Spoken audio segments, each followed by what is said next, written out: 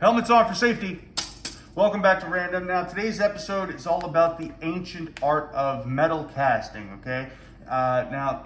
Research and archaeologists have found evidence of cast materials in Mesopotamia with a carbon dating of approximately 7,000 years ago, right? So about 5,000 BC is when the Mesopotamians really started playing around with the idea of casting bronze into various shapes. Now, one of the advantages of casting metals, any metals, that's bronze, brass, copper, iron, silver, pewter, doesn't matter, is that you can make actually really intricate designs relatively quickly, all right? So things like statues, things like candlesticks and different idols and so on and so forth, jewelry particularly, really fast, really easy to make as opposed to bending and then welding metals.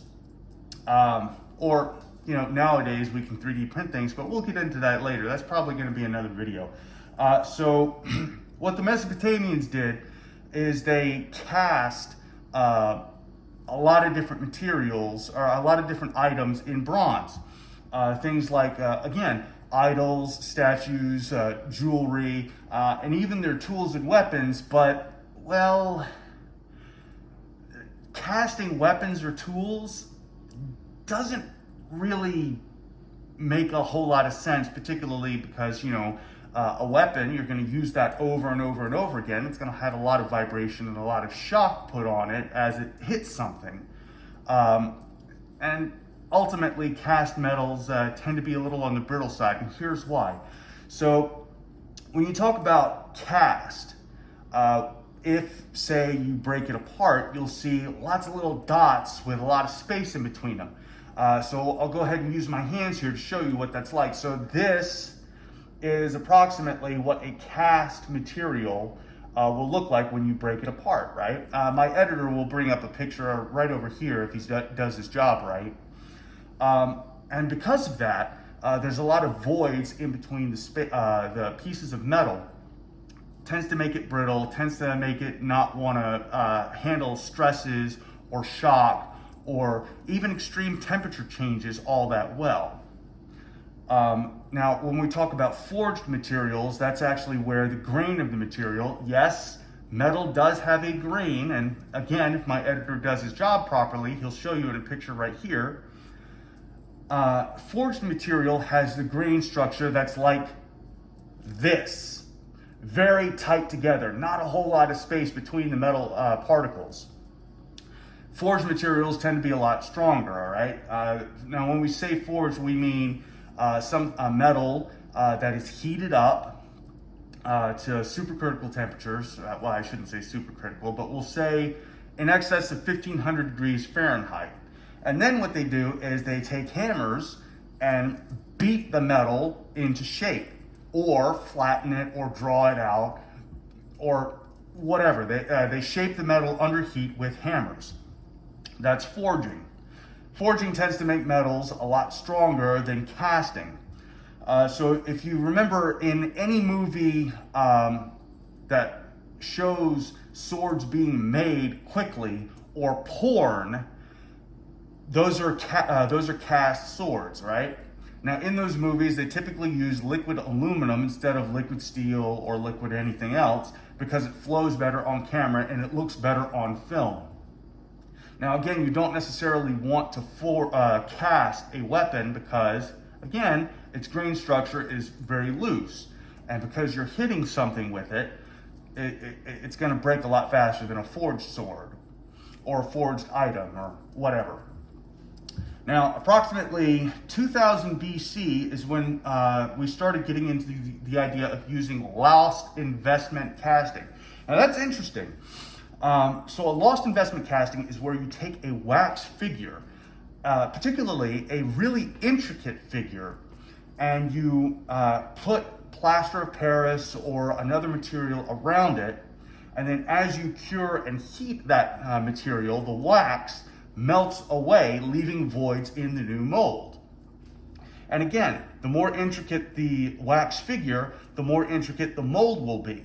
So when you pour your metal in it, it becomes that much more intricate. Now casting, particularly for like trophies or statues or jewelry or anything, again, really fast and ultimately makes your final shape a lot better, a lot more detailed. And it makes it a lot easier for final cleaning, for final polishing, for final shaping, because, well, it's 90% done for you. And then you just go in and do your detail work. It doesn't take a whole lot of time. That's why a lot of people, a lot of jewelers tend to prefer casting over virtually anything else, because, well, 90% of your work is done when you pour your metal. Makes it nice and quick. Now, pig iron started coming into casting approximately 1000 BC. It actually started in ancient China. Now, pig iron being a lot stronger than bronze or brass or a lot of the other materials they had at the time, but again, it's a cast material, and because it's cast and because it's pig iron, it was actually quite brittle. So yeah, you can make very intricate designs like the imperial lions that were used in ancient China.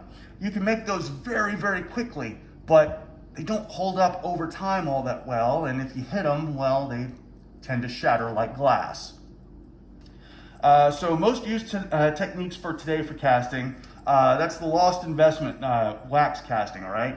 The guys over at Baltimore Knife and Sword, which there will be a link in the description below to them, they love lost investment casting for a lot of their fixtures on their weapons.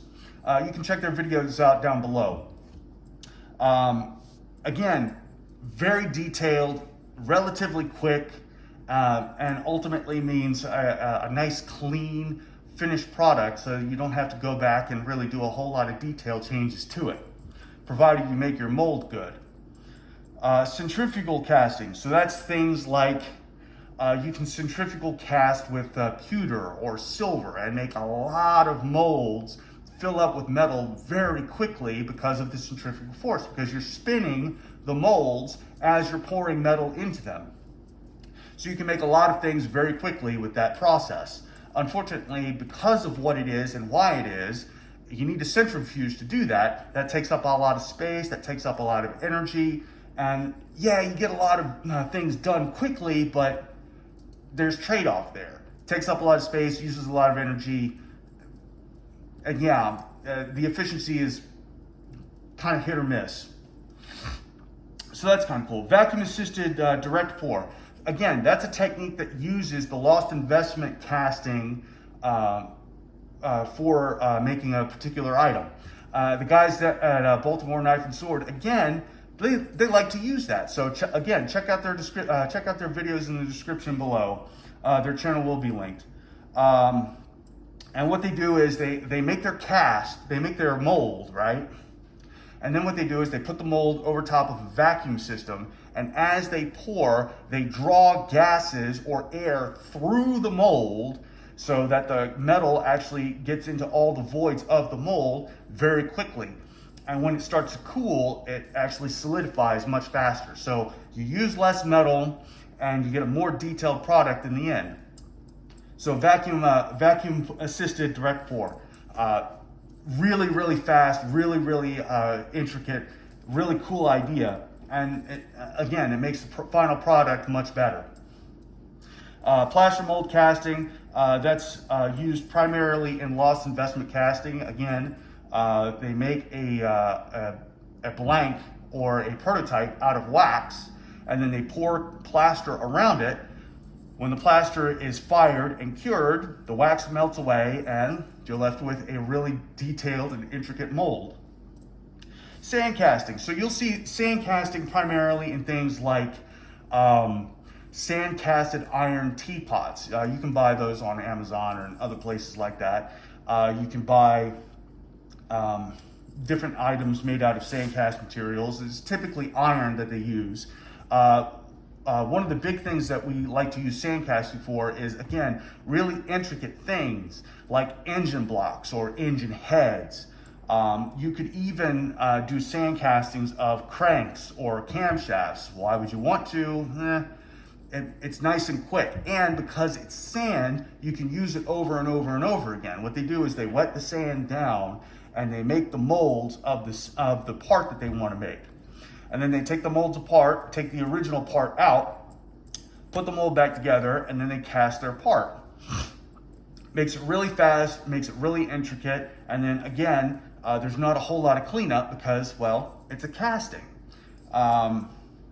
So they can make parts very, very quickly without having to make molds out of plaster over and over and over again. Because it's sand, it's literally use it once, break it apart, break it all the way down back to its sand until it has a nice consistency, and then pour it in a new mold, make a new mold out of the sand, make another part. Very efficient casting process, sand investment casting, or sand casting.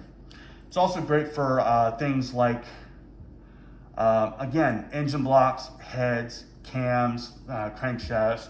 You could make connecting rods out of cast material. Why you would want to, I don't know, but if you really wanted to, you could. I wouldn't, because again, cast materials tend not to like vibrations or sudden shocks, which I don't know if you know anything about engines. Connecting rod is always being compressed from the explosions happening in the combustion chamber, right? So it's a bang, bang, bang, bang. Those vibrations, cast materials don't like that. So a cast connecting rod, probably not a good idea. A cast crank or cam, they're designed specifically to accept those kinds of loads, and the cast block is designed to accept those kinds of loads as well.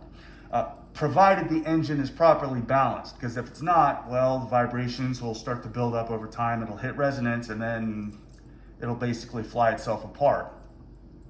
So casting, it's been around for 7,000 years. We've been getting really good ideas and using different technologies to improve casting, such as 3D printing. What you can do is you can print out an initial mold or an initial part out of plastic, and then make your mold around that, and then you can cast your part out of metal.